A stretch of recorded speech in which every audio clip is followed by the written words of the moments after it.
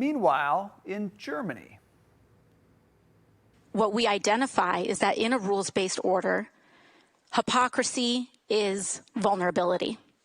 And so I think what we are seeking is a return to a rules-based order that eliminates the hypocrisies around when too often in the West we look the other way for inconvenient populations to act out these paradoxes. Huh? AOC showing face the Munich Security Conference, offering up what little knowledge she has on foreign policy, even fielding a question about a potential 2028 presidential bid. So when you run for president, are you going to impose a wealth tax or a billionaire's tax? I don't think that I don't think that anyone, and that we don't have to wait for any one president to impose a wealth tax. I think that it needs to be done expeditiously. Kamala vibes there. She even came out swinging at Trump for his policy on Greenland and Canada. The world has changed. I don't think that it is controversial to say that. I don't think that the president can act the way that he has acted towards Greenland. I don't think he can institute the not just the terrorists, but the rhetoric towards our Canadian neighbors without consequences. She might want to try taking a page out of Vice President J.D. Vance's playbook.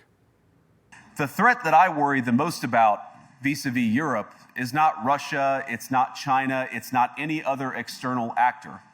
And what I worry about is the threat from within, the retreat of Europe from some of its most fundamental values, values shared with the United States of America. Here now to react, Seattle radio host Jason Rantz, along with PragerU personality Xaviaer DuRousseau. Great to see both of you. Jason, I'm going to lay my head down. I have a headache listening to that woman.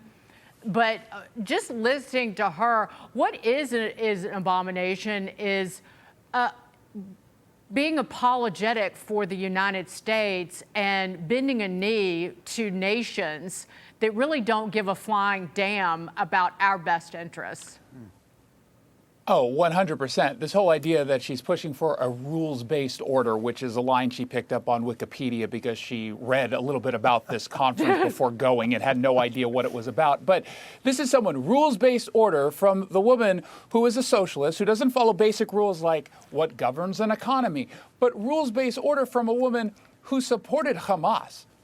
I don't quite understand how you can support a rules-based order while siding with terrorists who want to see an entire country disappear simply because it has Jews in it. So I'm not entirely sure she even knows really what she's talking about, other than she knows to hit on certain key words to make her seem like she's knowledgeable, but she ends up seeming like she's Kamala Harris, which is not who you want to seem like if you're running for president. Xavier, I always thought it would be terrible if AOC had control of domestic policy, but I think I am much more afraid if she was ever in the driver's seat on foreign policy or defense. What did you think about her comments? You know, every time I listen to AOC, I just need to see everything that she said written on paper so I can really dissect how insane her word salads are. I would dare to say that they're even worse than Kamala Harris's, which is a difficult feat to match. But when it comes to AOC, I am not concerned at all about her running for office. In fact, as a Republican, I pray every single day that AOC will run for office because there is no way that she is going to win. Outside of ultra-progressive, delusional socialist regions, she is not popular. There's not a single self-respecting person that you are going to meet that understands how even just the economy works that is willing to support AOC. So her running for the presidential office is just going to be the easiest layup for the Republican nominee in 2028. Hypocrisy is vulnerability. Well, she just said implement a wealth tax.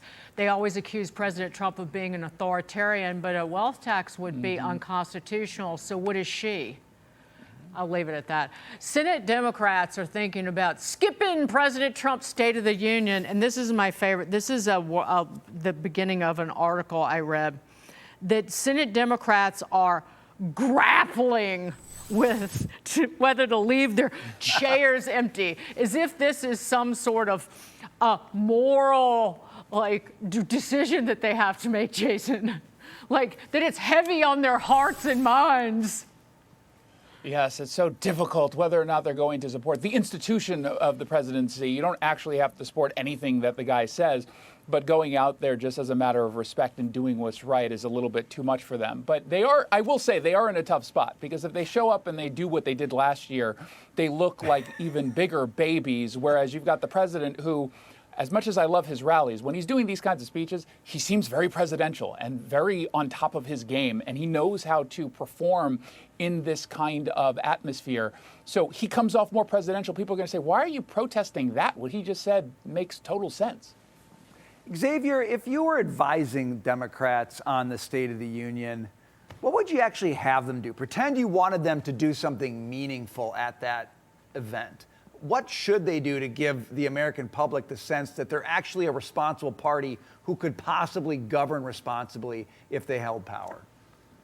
Well, first of all, the Democrats need to show up. They need to show that they're willing to be there and do the job, and that they're fighting for America, not just fighting for their side. The fact that they don't want to show up for President Trump shows just how tribal they are, and the fact that they are completely self-interested. And I find it so ironic that they spent so much time trying to claim that President Trump is going to destroy all of our democracy, but then when it comes to the process of democracy, they don't want to actually show up to the table. And the real reason that they don't want to go, it's not just because they don't like President Trump. It's because they will be mortified if they have to clap for what President Trump has accomplished. They don't want to hear that President Trump has done an incredible job with our economy, with securing our borders, with ending wars, with making us more energy independent. All of these amazing feats that President Trump are going to talk about, it benefits all Americans, and that's a Democrat's worst nightmare. Their worst nightmare, because if they do show up, President Trump's going to point and drag, and mock them. That would be delicious. So they should worry, because they've got no counter. They've got no counter argument. They have no parry.